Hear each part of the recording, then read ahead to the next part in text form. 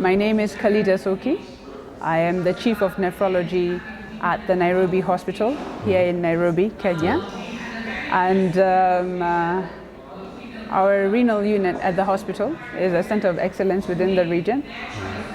We have our outpatient dialysis services, which consists of 20 machines that are hemodiafiltration ready. We have a 20-bed critical care unit where we practice continuous renal replacement therapy. And we are also the providers of dialysis within the United Nations COVID hospital renal unit. So we also have an ongoing peritoneal dialysis program. And of course, I cannot forget to mention our active kidney transplantation program going on at the Nairobi Hospital. So it's a privilege for me to be involved in this department. Okay. Yes.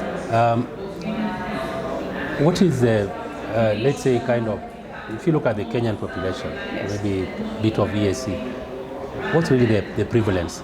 How common is the problem of kidney disease?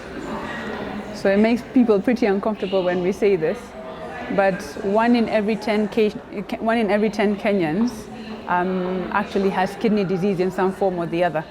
And many people are actually walking around undiagnosed because kidney disease is not painful. So unfortunately, due to a lack of screening and due to a lack of preventative services, you find that many patients actually come to us quite late in the disease. And many times we are unable to retard this progress of kidney disease. So what's the problem? Is it like, because it's not painful, Yes. nobody really feels the problem, but then what could be done to improve? We have a high prevalence of kidney disease that is secondary to infectious causes. But we also have an increasing diabetes and high blood pressure problem that is now coming up rapidly, which are lifestyle diseases, especially within the urbanized areas, Nairobi, Mombasa, Kisumu. And I think the first issue is a lack of awareness, a lack of screening. And people ideally should do a kidney function, if above the age of 45, should do a kidney function, which is a simple test, costs about 700 shillings, at least once a year. And if somebody noticed anything wrong in terms of change in the color of urine, swelling of the legs, low blood levels, they should get a kidney screen.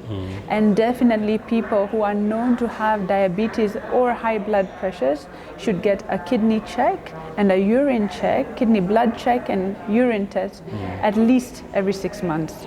That way we can prevent these things from progressing while still early in the stages of disease. Is there something I can do lifestyle-wise, Yes. nutritionally, Yes.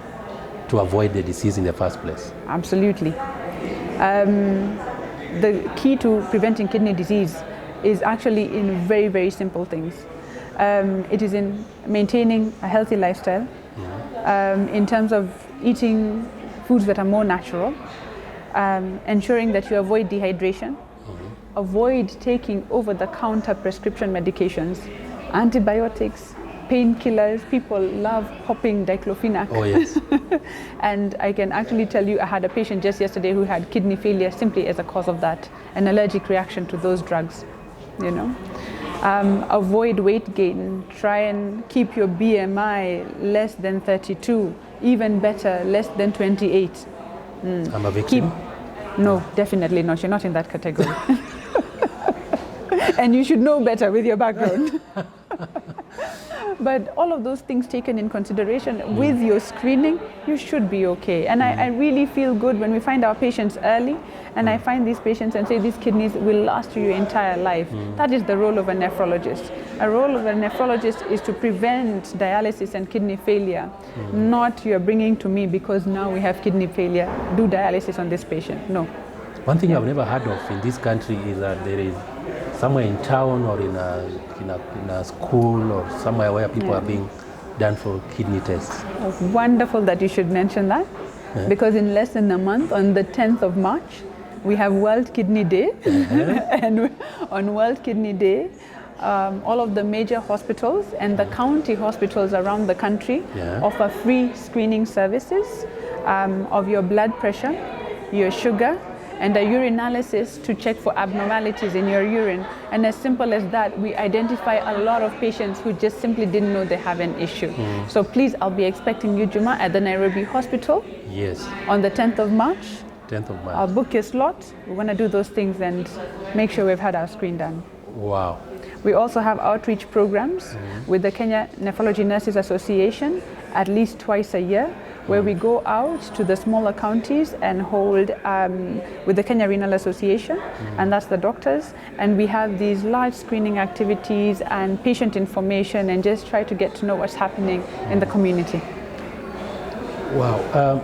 Now I'm talking to someone responsible for a center of excellence in this country. Yeah. What's the status of everything else? In terms of? Capacity to detect, to treat, to manage. Do we still need more investment? Yeah. So investment is a difficult thing to quantify, because there's of course infrastructural issues that we need addressed, and every county unit need to be capable of just doing a simple kidney test. At the same time, we are also lacking in manpower. Oh yes. We have a population of 50 million. We are 35 nephrologists in the country. Why? We have issues to do with training.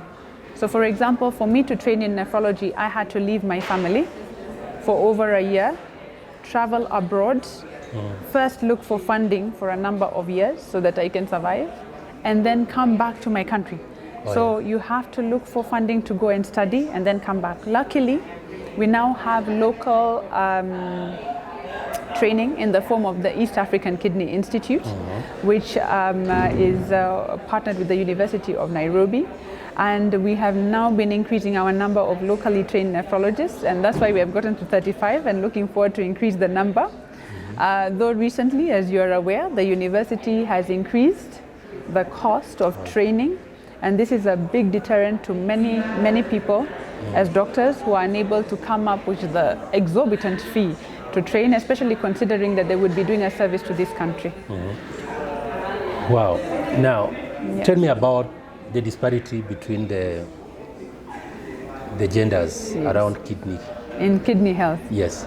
So this is something of particular importance to myself, especially as a female nephrologist.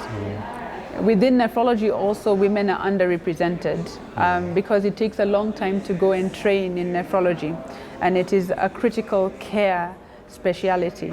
So we are very few female nephrologists in Kenya at the same time, and it is up to us to point out the disparities in care that happen within the genders, not just in this country but in many countries in the world when it comes to receiving renal care. So everywhere in the world, especially in lower income countries, women are less likely to receive dialysis or renal replacement therapy. Women do not have negotiating power. Women are not the breadwinners in many families, and they hold roles more in the home, which are just as integral. But because of that, many families are unwilling to come together and support women to get renal replacement therapy. And in most dialysis units, even unfortunately in my unit at the Nairobi hospital, greater than 60% of the people undergoing dialysis are men. This could be because that men are disproportionately more likely to get kidney disease. That is the truth. But at the same time, more men are likely to receive a kidney transplant than women. Women are more likely to dialyze for a longer time than men, because the men are the one who will get the transplant, more likely than a female person who is having dialysis. And disproportionately so, again, all around the world, women are more likely to be the kidney donors. So women are the kidney donors and men are the kidney receivers. And that should not happen. Wow, just like many things in life, yeah. It's not about a fault, yes, but it's something we should aim to correct. Yes. Wow.